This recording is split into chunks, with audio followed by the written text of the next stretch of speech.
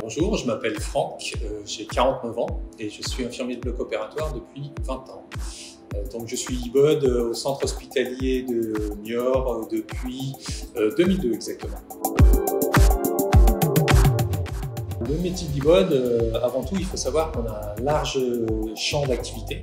On peut être amené à travailler dans divers services, tels que les services d'hygiène hospitalière, de stérilisation, et dans tous les services où il y a des actes invasifs à visée diagnostique et ou thérapeutique. Mais bien évidemment, on est amené à travailler au bloc opératoire. Outre les interventions chirurgicales, l'IBOD assure toute la logistique périopératoire au travers de nombreuses missions transversales, que ce soit la gestion des commandes, la gestion et l'entretien du matériel et la gestion des stocks et bien d'autres. Sans quoi, si nous n'intervenions pas à ce niveau-là, aucune intervention chirurgicale ne serait possible. Nous intervenons également dans la formation des stagiaires, de nos collègues, à travers la transmission de nos connaissances, de nos savoir-être et de nos savoir-faire. Avant tout, l'IBOD est là pour sécuriser le patient et l'intervention qu'il va subir. Alors, ça va se passer en 3 phases. Il y aura d'abord une phase préopératoire, une phase péropératoire et une phase post-opératoire. Le jour de l'intervention, l'IBOD va réaliser l'ensemble des checklists inhérentes à la chirurgie et la préparation de la salle avec l'ensemble du matériel nécessaire. Nous allons par la suite aller accueillir le patient et venir l'installer en salle d'intervention. Une fois que le protocole d'anesthésie sera réalisé, nous allons positionner le patient dans une installation chirurgicale adéquate avec le praticien. La phase péropératoire, c'est une phase où l'IBOD peut avoir 3 champs de compétences. Le rôle de circulant, le rôle d'instrumentiste et le rôle d'aide opératoire.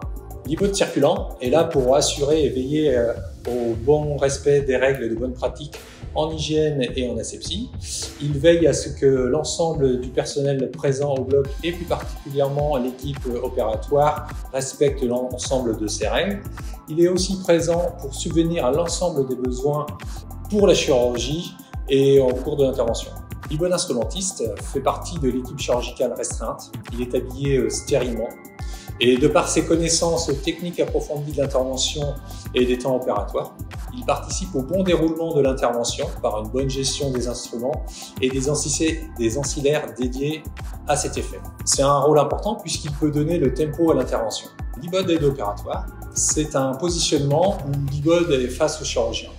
Et par ses connaissances accrues en temps théorique, technique, anatomique et de l'instrumentation de cette intervention, il va participer activement à la chirurgie pour faciliter le travail du chirurgien.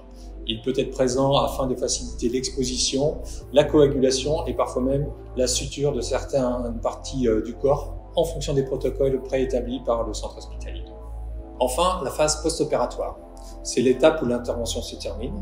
Le patient va être réinstallé, techniqué afin qu'il soit réaccompagné en SSPI. C'est avant tout c'est un métier qui est tourné vers l'humain. Il n'y a pas de routine, de par la diversité des interventions et des spécialités, ainsi que des tâches périphériques qui s'y rapprochent. C'est un métier riche en échanges, où nous travaillons en équipe. C'est un métier où nous sommes toujours amenés à progresser et à développer nos connaissances, si on le souhaite bien évidemment. C'est d'être avant tout rigoureux, organisé et avoir une grande capacité d'adaptation technique et relationnelle. C'est une région où il fait bon vivre. On a la mer qui n'est pas trop loin, on a la chance d'avoir un climat très agréable et on a 1h30 de Tours, Nantes et Bordeaux. Donc quoi d'autre? On va dire plutôt une tranche de vie professionnelle. Un week-end où j'étais de garde, je suis rappelé. Et là, on nous annonce pour une intervention. Et finalement, au moment où j'arrive, c'était plus du tout ça. Ça avait changé. On partait sur une autre intervention avec un patient où son pronostic vital était vraiment engagé. On allait faire une chirurgie de crâne, chose qu'on n'a pas l'habitude. Et lorsque je me suis préparé pour m'habiller stérilement avec le chirurgien, on s'est regardés tous les deux et je lui dis ça fait 10 ans que j'ai pas vu de crâne. Et lui, il m'a regardé, il m'a dit mais moi, ça fait 20 ans. Et l'intervention s'est bien passée. Tout ce qu'on avait mis en place s'est réalisé comme sur des roulettes. Le patient se porte très très bien et finalement c'est une tranche de vie où on a un très bon souvenir par la suite. Même si sur le moment ça me paraissait extrêmement grave. Je dirais qu'on a la chance d'avoir un métier dans lequel on peut progresser Si on veut atteindre la Lune, visons les étoiles.